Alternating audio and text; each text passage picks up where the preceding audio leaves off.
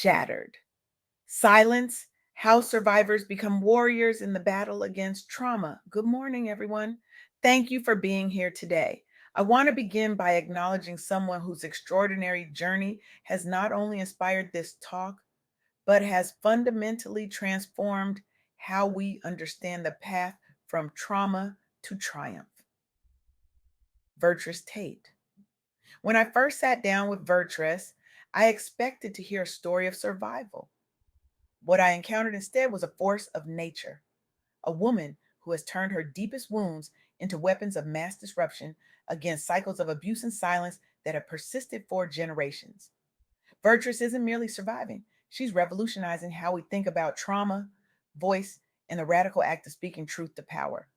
We live in a world that has perfected the art of silencing survivors. Move on, they say.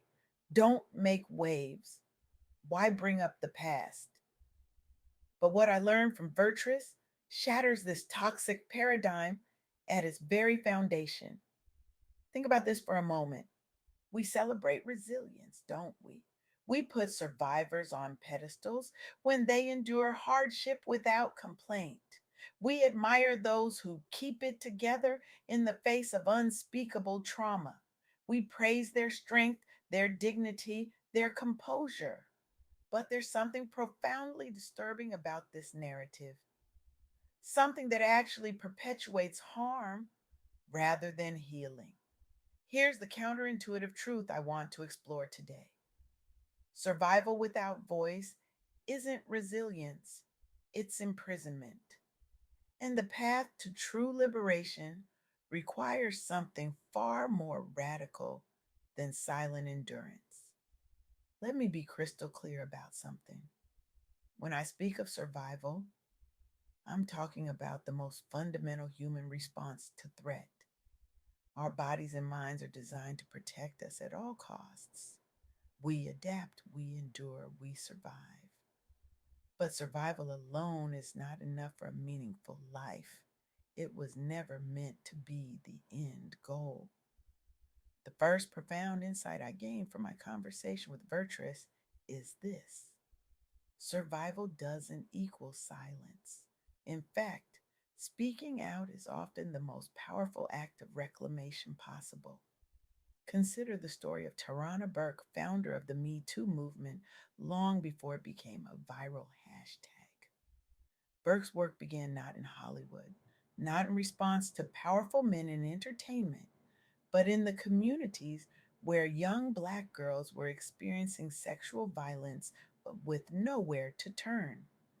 Burke herself was assaulted as a child, growing up in what she describes as the hood, where resources were scarce and safe adults even scarcer. What made Burke's approach revolutionary wasn't just acknowledging abuse existed, it was creating spaces where survivors could say, "Me too" to one another. I see you. I've been there too.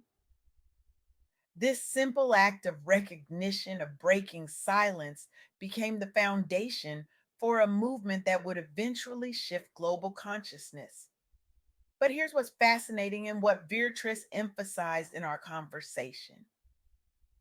Burke's work began at home, in communities, addressing the uncomfortable truths that exist within our closest circles. Because the second key insight I want to share today is about the complexity of family dynamics. We often imagine harm coming from strangers, from the outside.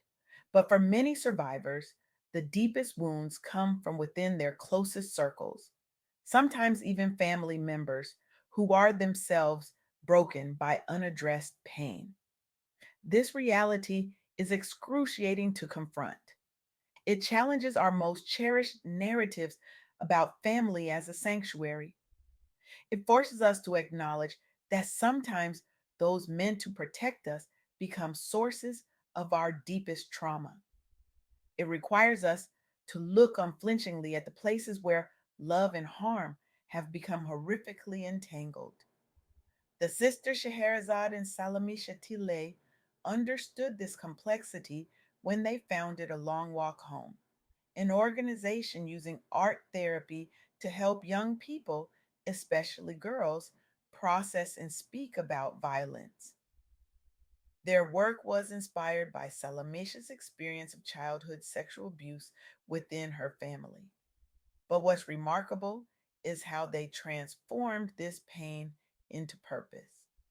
Through photography, poetry slams, and public art installations, survivors in their programs find ways to express what often feels inexpressible.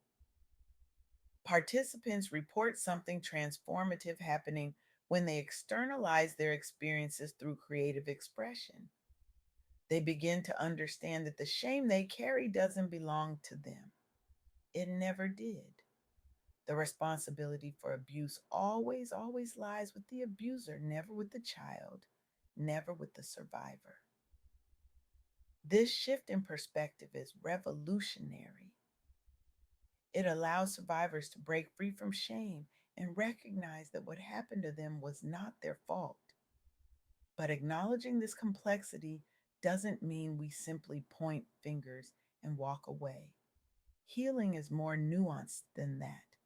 It requires us to hold multiple truths simultaneously, that harm occurred, that responsibility lies with those who caused harm, and that cycles of trauma often perpetuate across generations until someone is brave enough to break the pattern. This brings me to the third insight from my conversation with Virtress. Advocacy is not just about survival, it's about transformation. When survivors speak their truth and demand accountability, they create pathways for change that extend far beyond their individual experiences. They transform not only their own lives, but the communities and institutions around them. Look at Rachel Cargill's Loveland Foundation. Cargill recognized that Black women face unique barriers when accessing mental health support, systemic racism in healthcare, stigma surrounding therapy in Black communities, and lack of affordable resources. Rather than accepting these barriers, she created a solution, a therapy fund specifically for Black women and girls nationwide. The impact has been extraordinary. Thousands have received free or subsidized therapy sessions. Public awareness about culturally competent care has increased dramatically. The foundation has raised over $5 million since its inception and partnered with therapists across all 50 states. But perhaps most importantly, the Loveland Foundation has helped destigmatize mental health conversations among Black families and inspired similar initiatives nationally. One woman's advocacy has created a ripple effect of healing for countless others. This is the power of breaking silence. This is what happens when survival transforms into advocacy. Now, I want to pause here and acknowledge something important.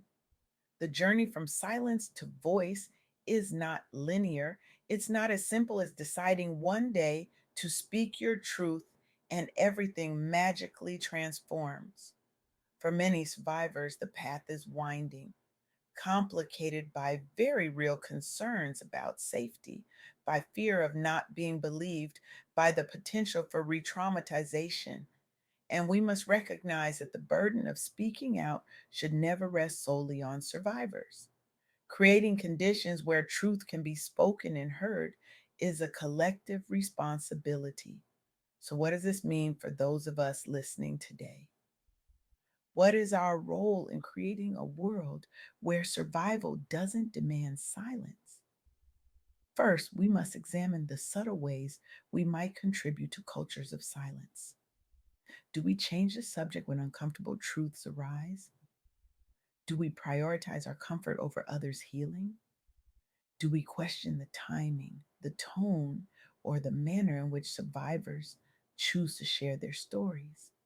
Second, we need to understand that believing survivors is not just about offering sympathy, it's about creating tangible pathways to justice and healing. This means supporting organizations like the ones I've mentioned today. It means advocating for policy changes that protect the vulnerable.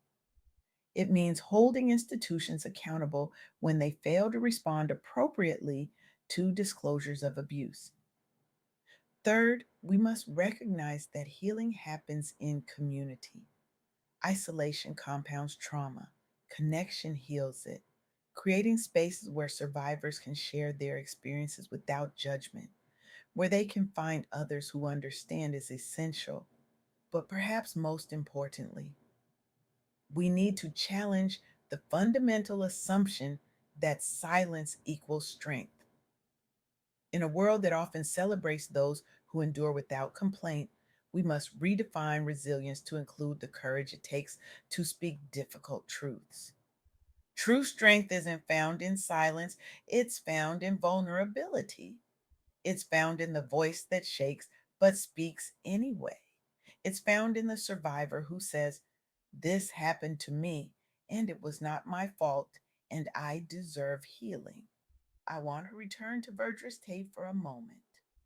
What struck me most in our conversation wasn't just her personal resilience, though that is remarkable, but her understanding that her voice has power beyond her own healing.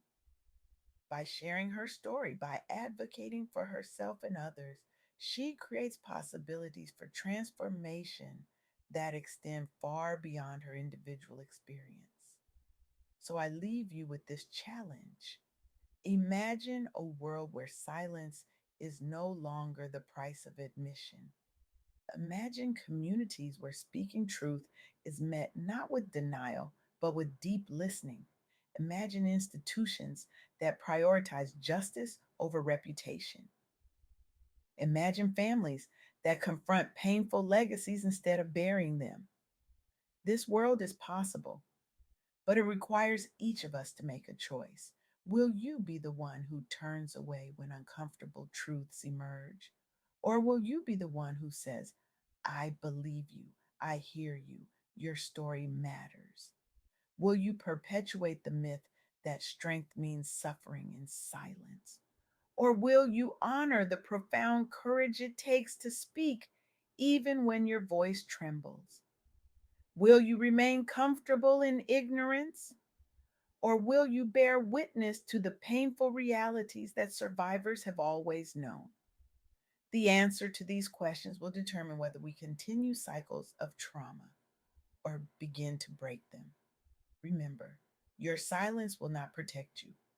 What protects us, what truly heals us, is finding our voice, speaking our truth, and creating communities where others can do the same. This is the wisdom I learned from Virtress Tate. This is the transformation that becomes possible when we understand that survival doesn't equal silence, that our stories, even the most painful ones, deserve to be heard. Today, I urge you to become an active participant in this revolution of voice. Listen deeply when survivors speak. Challenge the systems that silence them. And if you are a survivor yourself, know this: your story matters, your voice matters, and your healing, your complete healing, matters most of all. Thank you.